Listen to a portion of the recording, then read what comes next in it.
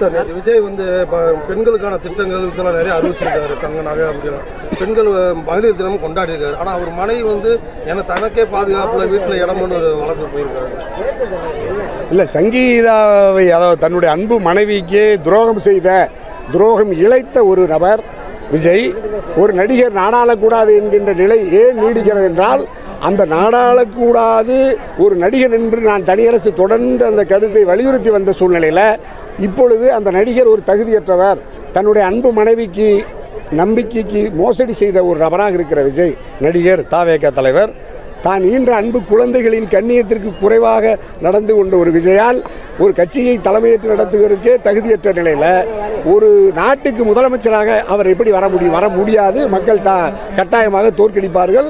மக்களினுடைய ஒட்டுமொத்த முடிவுமே தமிழக வெற்றி கழகத்தை நிராகரித்திருக்கார். ஏற்கனவே 41 உயிர்களை பழிவாங்கிய தமிழக வெற்றி கழகம் அதிலிருந்து மீள முடியாத நெருக்கடியில் இருக்கிற விஜய் இப்பொழுது தன்னுடைய மனைவிக்கும் துரோகம் விளைவித்து திருமணத்திற்கு மீறிய உறவை வைத்துக்கொண்டு அந்த மனைவி சங்கீதா மிகப்பெரிய மன உளைச்சலுக்கு இரையாகி வழக்கு நீதிமன்றத்திலே போய் இருக்கிற நிலையில் இவர் தேர்தலை சந்திக்க வருகிறார். இன்னும் சொல்ல போனால் அந்த செய்தி வந்த பிறகு அதை உறுதிப்படுத்துகிற வகையில், இன்னும் சொல்ல போனால் பாரதிய ஜனதா கட்சியினுடைய தலைவர் என் ஆருயிர் அண்ணன் நயினார் நாகேந்திரன் அவர்கள் சொன்னது போது கூட சில பேர் கண்டித்தார்கள். ஆனால் அதையெல்லாம் இல்லை, நான் அப்படித்தான் என்று நிரூபிப்பதைப் போல ஒரு திருமண நிகழ்ச்சியில் நடிகர் விஜய் அந்த சம்பந்தப்பட்ட நடிகையோடு ஆணவமாக நான் அப்படித்தான் என்று அப்பட்டமாக ஒரு பொது வெளியில் காட்சி தருகிறார் என்றால் அவரிடமிருந்து நம்ம எந்த கண்ணியத்தை எந்த மாண்பை எதிர்பார்க்க முடியும்? ஆகவே அப்படிப்பட்ட ஒரு நபர் பெண்களுக்கான சிறப்பு திட்டங்களை அறிவித்திருப்பதாக கூறுவது பிழையானது, தவறானது. வார்டு உறுப்பினராக கூட வெற்றி பெற முடியாத ஒரு விஜய், அரசியலிலே தத்துவம் கொள்கை கோட்பாடு என்று எதுவுமே இல்லாத ஒரு விஜய், பெண்ணினத்தின் மீதும் பற்றில்லாமல் மானுட சமூகத்தின் மீதே பற்றில்லாமல் தந்தையையும் தாயையுமே மதிக்க தெரியாத ஒரு விஜய் தமிழ்நாட்டினுடைய முதலமைச்சராக அரியணை ஏறுவது என்பது பகல் கனவு. நாட்டு மக்கள் நிராகரிப்பார்கள். அவர் அப்படி வந்தாலும் பெண்ணினத்திற்காக சில திட்டங்களை தருகிறேன் என்று சொல்லுவதும் மாய்மாலம், பொய்யானது, பிழையானது, தவறானது.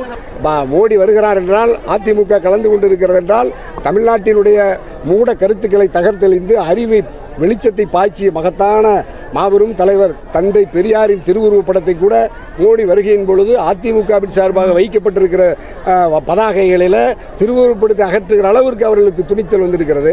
அதிமுக கோழையாக இருந்து அதையும் அகற்றிவிட்டு அந்த மேடையில் ஏறி இருக்கிறார்களே என்பதுதான் பெரும் வருத்தம். ஆகவே அதிமுகவின் தத்துவத்தை தாங்கி அதிமுகவின் பொதுச் செயலாளராக புதிதாக ஒருவர் பொறுப்பேற்று தமிழ்நாட்டினுடைய அரசியலில் ஒரு திராவிட இயக்கத்திற்கு அதிமுகவுக்கு புத்துயிர் ஊட்டணும்னு நான் விரும்புகிறோம். அதுவே பாஜக தான் கொண்டுட்டு வருகிறார். அது பாஜக இப்போ நீங்கள் அண்ணாமலைக்கு பதிலாக முருகனுக்கு பதிலாக அண்ணாமலை போட்டாங்க.